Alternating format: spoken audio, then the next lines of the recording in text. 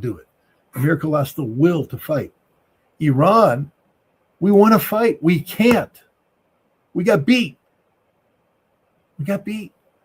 And you say, well, Scott, we ran out of ammunition. That's not really getting beat. To you, that means you don't understand anything about war. War is about systems. Systems functioning the way they're supposed to be. And a key thing about a system is that it's not just about how it operates at the cutting edge. It's about all the maintenance that goes on behind it, the sustainability. If you're going to go mow the lawn, don't brag to me about how sharp the blade is. If you're going to run out of gas halfway through and you didn't have a plan to get more gas in the machine, because now you're not mowing the lawn. The lawn kicked your ass because you didn't have a plan to continue this. We started a conflict with Iran that was predicated on things that just weren't going to happen. It showed a fundamental lack of understanding about the threat we were facing. We're going to kill the supreme leader, which we could do. And then what?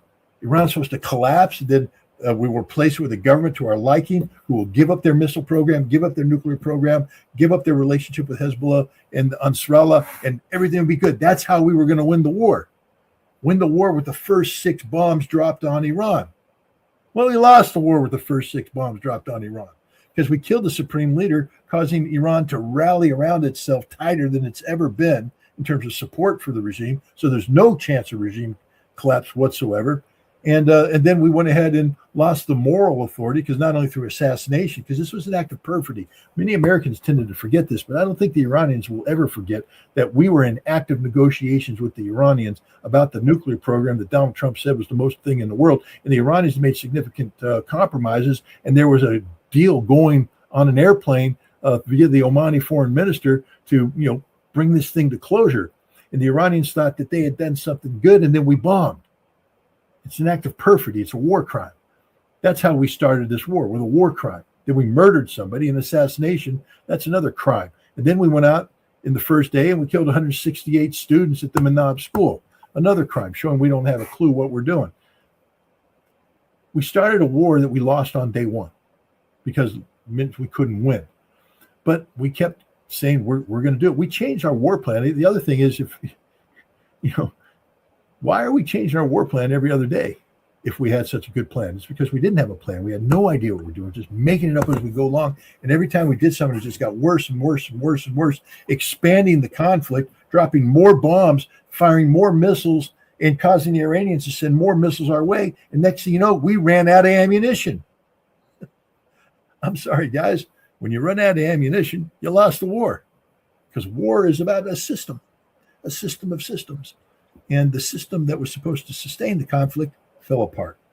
And so the United States lost the war because we couldn't sustain the war, not because the American people gave up on the war. Hell, they didn't even know what's going on. They still don't even know what's going on because Donald Trump's been lying to them day one. This isn't Vietnam where the American people were in the street saying, bring our boys home.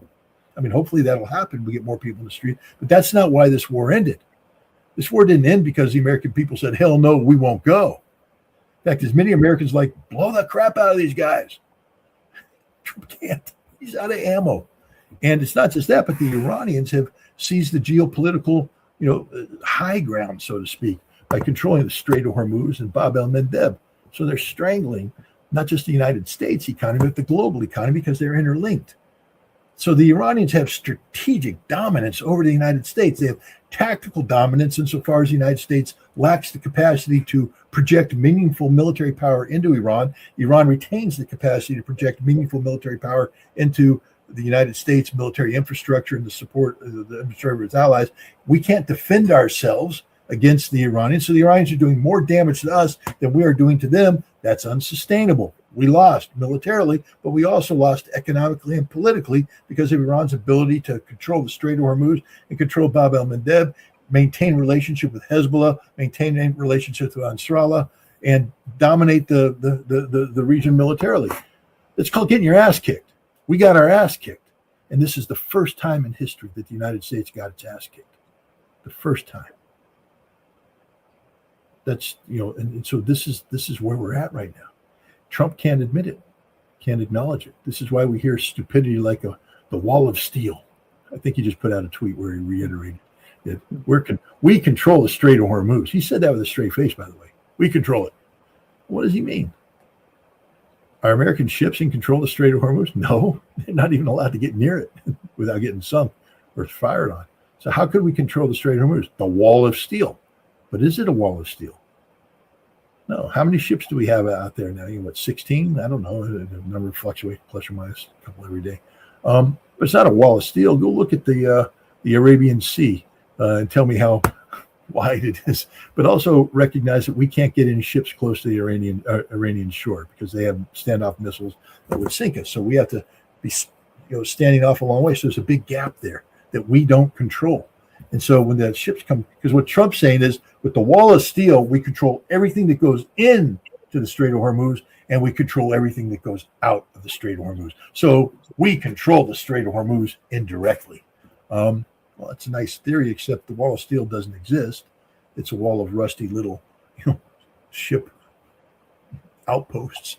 But the shipping goes along, skirts the coast, doesn't get stopped by the United States Navy. Comes in, skirts the coast, and it goes through the Strait of Hormuz. Only the Iranians control what goes in and out of the Strait of Hormuz. Are there some leakers? I imagine there might be one or two leakers to get through, but I haven't heard anything big about leakers. I think the Iranians actually hit everything with a missile, and insurance companies aren't going to allow people to try and get through, leaking. I think right now it's basically if you go through without our permission and you get hit, there's no coverage. And so you have to go through and get the money from pay the money to the Iranians if you want to get through, or the Qataris, or Omanis, I'm sorry. So Trump is just making stuff up.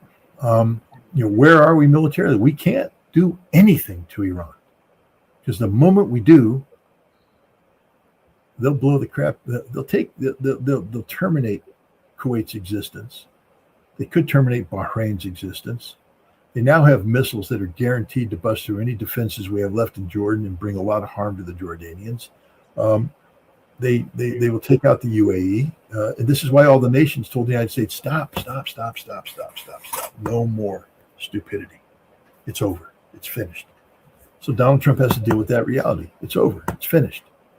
But he can't admit that to the American people because then he'll be the first American president to get his ass kicked. He's Donald Trump. He can't get his ass kicked. He's got to kick ass. And so that's what he's trying to explain to the American people. I kicked ass. This statement, I sank their whole Navy. Why can't you take the Strait of Hormuz? You didn't sink their whole Navy, did you, naughty baby? Nope. Shut down their whole Air Force. No, you didn't, naughty baby. The planes are still flying. What about their army? Your biggest nightmare will be, and this might have been another reason why we stopped, is that we have several thousand troops in Kuwait that aren't ground combat troops. And if the Iranians were able to punch several divisions through, around fish length, through around Basra into Kuwait, Kuwait would fall in 3 days, maybe sooner. And all those troops that we have in there would be prisoners or dead. That's a nightmare for Trump. He can't protect them. So what does he tell the American people? We won. And I think that's where we're getting set up for the Declaration of Victory. We won. The perpetual wall of steel.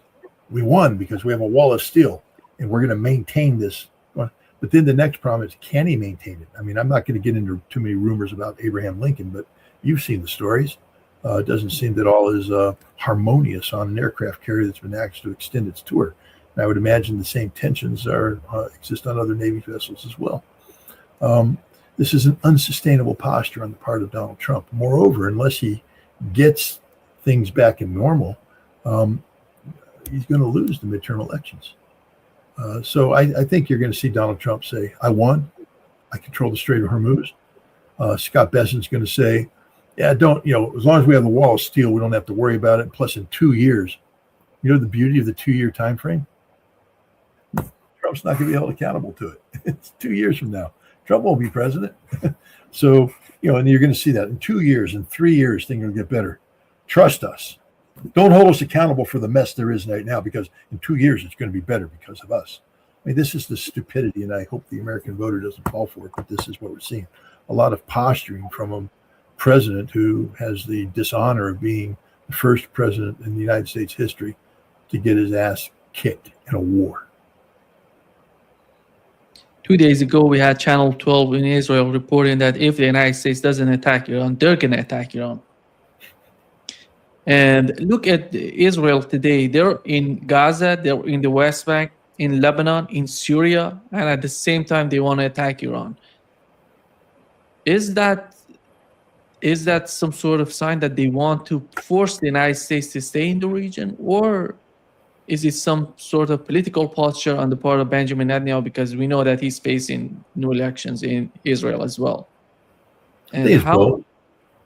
I think it's both. I mean, Netanyahu, we know, has positioned himself as a security president. We also know that since October 7th, he has been expanding the scope and scale of Israel's military, combativeness with its neighbors, because he couldn't win in Gaza, so he had to expand the fight into Lebanon. Then he expanded into Syria. Now he's expanded into Iran, and and he hasn't won any of those, by the way. None of them turned out the way they were supposed to. He may not win this election coming up, so he's in a political struggle for his life. What you didn't mention in all that, though, is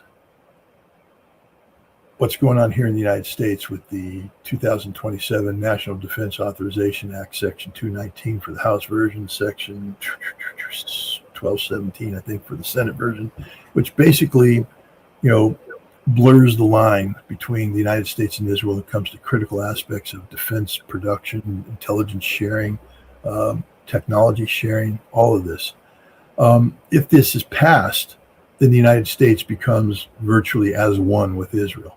And so, we now, the United States will be indirectly involved in everything you just mentioned, one way or another, policy-wise especially.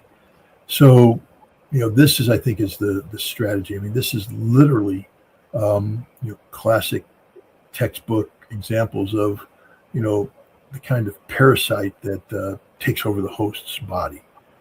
I've written about it. I likened Israel to the green wasp and America to the American cockroach. And the green wasp lays its eggs in the American cockroach host. Then the larva takes over the cockroach, and the cockroach basically does what the larva tells it to do until the larva consumes it from the inside out. And I think this is what's happening right now, is that the Israeli parasite is implanting larvae into America, the larvae in the form of the National Defense Authorization Act, these two sections, which then will lead to further infections. We already see hints of it, where Secretary of State Marco Rubio is saying that if you ever spoke out against Israel, you will not get a visa to the United States. So he's basically making free speech a crime. And this is how Israel will survive, by taking over the American host. But the continuation of the war, let's assume they're going to provide Israel with intelligence, with the weapons. The body, the physic is not there to fight all of these wars together. It needs something else. Does it mean that the United States is going to stay there forever? Well, I mean, Israel gets a vote now. That's the sad thing, is that, we can't say, well, Israel, you don't matter. This is purely an American problem. Israel now gets a vote on what the posture is of the United States going forward. But let's make one thing perfectly clear.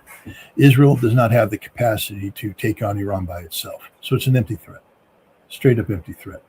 Israel could only do this if the United States was engaged, and the United States can't be engaged anymore. Israel has not solved the air defense problem. I think the Iranians made it clear today that they, on the days of their highest missile expenditure during this war, they were producing more missiles than were being expended. That Iran is getting stronger as we speak, and the missiles they're producing now. And I wrote about this. I said, the Iranians. This war is is very much a laboratory for the Iranians. Everybody was talking about how it's a laboratory for the United States and Israel using advanced weaponry and all this stuff. That sword cuts both ways. What did we learn from our laboratory experience? That none of our weapons work the way they were designed to work. They all suck. What did the Iranians learn? That none of the American weapons work the way they were supposed to work. They suck, and how they can further defeat them. What the Iranians learned about ballistic missile defense is that it's very important to have missiles that can maneuver. and you're seeing increasingly maneuverable missiles coming out of Iranian factories now. And so today, the Iranians are building up quite a stockpile of advanced ballistic missiles that can evade all air defense options and bring significant harm to the places that they're targeting. This means that Israel has no ability to defend itself, and it's made even worse by the fact that the United States weapon shortage has put Israel at risk. Look at the commander of U.S. naval forces in the in Central Command. Basically said if the United States, the president, doesn't give him more destroyers of European problems, he'll have to pull destroyers off of the picket duty they're currently doing. A lot of people don't realize how important the American destroyers off the coast of Israel and what role they played in, what missiles that were intercepted were more than likely intercepted by these shipborne missiles. We're talking about pulling them off. It further weakens Israel. So the notion that that Israel can engage Iran and not be destroyed is ludicrous, and the Israelis know this. So I think Netanyahu right now is bluffing for the moment. Do you feel that they're going to get something out of these negotiations between Israel and Lebanon? Because after all, if Israel continues the occupation in the southern part of Lebanon, in the southern part of Lebanon, sooner or later we're going to have a new fight happening between the two sides. I believe that if that happens, maybe Benjamin Netanyahu is just holding back because of the election. Maybe right after the elections, whatever that would be, they're going to get back to the fight actively in the southern Lebanon. And in Gaza, the same is happening. The Gaza and the West Bank, you see, the war has never stopped there, despite having the ceasefire. But the point is southern Lebanon, Scott. To my understanding, the new head of the National Security Council in Iran, in his statement before he's coming to power, before he's being appointed as the head, it was an announcement, a statement by the security by that council. It mentioned that they're talking about all fronts: Palestine, Lebanon, Yemen. Iraq was part of that. I was surprised by Iraq. Why are they bringing Iraq in? But they're seeing all these parts of the acts of resistance together. And the new head of it just yesterday tweeted the same thing. What do you make of it? Well, when Syria fell, when Assad fell, and Syria was recreated in the image of Al Qaeda. The Iranians admitted that this was a defeat for them, that there was a setback. They said that. Pardon? They said that it was a defeat. So what? 100%. It's a defeat. But they also said, at least some senior Iranians I talked to, they said, we've been in Syria for a long, long time, and we've established very good relationships at the local level. And the idea that the fall of Assad has severed the umbilical cord between Iran and Hezbollah is laughable. I think what we're seeing today is proof of that. First of all, it shows Lebanon Hezbollah had great sustainability despite all the casualties it took. It still has resources, but also the effectiveness of what Lebanon's doing right now, especially in drone warfare, I think is linked to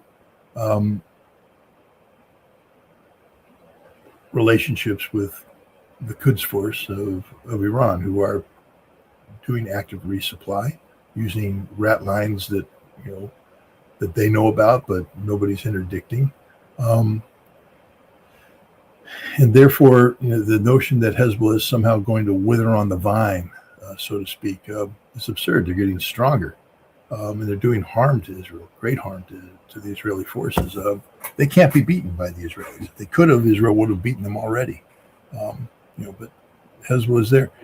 When you say Lebanon negotiating with Israel, I don't even think the Lebanese people agree with that anymore, because I think the current president of Lebanon is seen as a sellout, a man who basically allowed the continued occupation of Lebanese territory by saying that it's not illegal if we support it. I believe he made that argument, which is laughable, and it actually empowered Hezbollah tremendously, because now many Lebanese who may be tired of the conflict are recognizing that the only way Lebanon survives as a sovereign state is to have politicians who, believe in the sovereignty of Lebanon. And I think Hezbollah falls into that category. So I think Hezbollah is actually gaining more and more political strength inside Lebanon than, the Israelis and the United States would like to see and like to believe. Scott, let me change the gear to what's going on in Ukraine. Russians believe that the United States is involved in the war in Ukraine under the Trump administration. They're involved to the neck, and they're talking about the drones being used by Palantirs. They're using AI, they're using Starlink, all these connection, which we know it's all about making money. But when it comes to the intelligence, when it comes to military advisor, it's all about the United States providing the information to Ukrainians and Europeans. And this is the government that was supposed to put an end to the war in 24 hours. Right now, we are halfway through, Donald Trump's presidency, and he has done nothing. Basically, there is no active negotiation, nothing going on. And he says that the war has no impact on the United States. So that is not one of the priorities of the foreign policy of the United States. This is, where do you see the United States? Do you think that they're going to hand it over to the next president, the war in Ukraine? I would assume that the war between the United States and Iran would be handed to the next president of the United States, the way Joe Biden and his administration handled that, the war in Ukraine, and basically, giving that and hand it over to Donald Trump. Is that going to continue, the war in Ukraine, as we're witnessing in the West Asia? Israeli lobby, which is so powerful in the United States, they don't want to lose the battlefield. But how about Ukraine? What is happening in Ukraine in your eyes? Well, I saw the report that the United States had resumed intelligence sharing with the Ukrainians. There was a report that we'd cut it off. But we've been playing games with intelligence support to Ukrainians for a long time now. We back when we provided the HIMARS missiles in June of 2022, HIMARS cannot function unless there's targeting packages prepared by the United States. It's just the nature of the beast. They need to know exactly where the launcher is, exactly where the target is. That creates the known locations upon which GPS algorithms can be created. They get programmed into the missile, and then you set the inertial guidance system. You fire it. It's being guided to a specific spot on the ground using GPS, but the inertial is keeping it. But if it drifts, the GPS locates the drift, and it can strike a target within 10 meters of where it's aimed at. That's pretty good. That can't happen without the United States. That, at least it couldn't happen without the United States. But then the United States started playing games. First of all, the GPS stopped working. The Russians jammed the living crap out of it. And you don't have a Starlink option for HIMARS. So what the Ukrainians started doing is carrying out their own intelligence collection, and then creating their own targeting algorithms that could then be loaded into the HIMARS. So they didn't have great safety, but the HIMARS isn't meant to be the weapon, the end-all weapon of everything. But it was a weapon where the intelligence support, meant something early on, but it stopped meaning something. Right now with drones, intelligence support is important. In taking apart the Russian air defense network, it allows Ukraine to shoot the seams in certain cases and get, do that deep strike, to get that one missile one drone to go through. But it's not a game changer. There's a recent report that came out. I don't know if you saw it. That went through since April. I think since April, the Ukrainian drone strikes against the Moscow region, and the number I think is like 1,400 drones were launched during this period of time. The vast majority of them were shot down before they got to the second air defense ring. Under 10% made it into the final air defense ring, and you know how many missiles how many drones burst the final defense ring to get inside Moscow? 1. That's a success rate. 1 in 1,400. When you're talking about an FP1 drone that's $55,000, it's just a prohibitively expensive way to go to war. And this is with U.S. intelligence support, targeting support. So the point I'm trying to make is that the U.S. intelligence is not a war-winning factor for the Iranians. And yet it's being sold as this is what we're doing. Ukrainians. Ukrainians, yeah. It's not a war-winning factor for the Ukrainians. They have come up with their own workarounds, all around. I mean, they use things, something called the Delta 16 as a communication system, but they don't have the real one. They have a workaround because nobody trusts the Ukrainians with the real thing. They only get a workaround. But even then it doesn't help them because, for instance, the key thing of Delta 16 is to make air defense systems work better, but they don't have any air defense. It also helps the F-16, feed into the overall battle. But if the F-16 tries to do that, it gets shot down. The United States has pretty much abandoned Ukraine. We do weird things like we give Turkey permission to resell old systems that don't work. The older ATACMS. Why is Turkey selling them? Because the expiration date's there, baby. They don't work. Yay, Iran, or yay, Ukraine. You get, world-class garbage. And yet everybody thinks that they're making it just a way of making the Turks make money. Instead of retiring the stuff and blowing it up, they're able to pawn it off on the Ukrainians and make some money. But it's not going to change anything. There is no game-changing technology out there. There's no game-changing, military force or posture that's going to change what's happening in Ukraine today. The United States has pretty much acknowledged that there's nothing it can do to help the Ukrainians win. They're not going to give them Patriot 3s. They're not going to give them licensing for Patriot 3s. They're not going to give them the ability to acquire, sensitive technology because nobody trusts the Ukrainians. Europe, a lot of talk, no action. I mean, the coalition of the willing is unwilling to, take Patriot missiles out of their stockpiles and send them to Ukraine because they fear the consequences of, being too weak. And if Russia turned their eyes on the Baltic, for instance. So, Ukraine has been abandoned by the Europeans as well. There's no magic bullet coming in. So, where do we stand on this conflict? Ukraine and Europe, and to a lesser extent, the United States,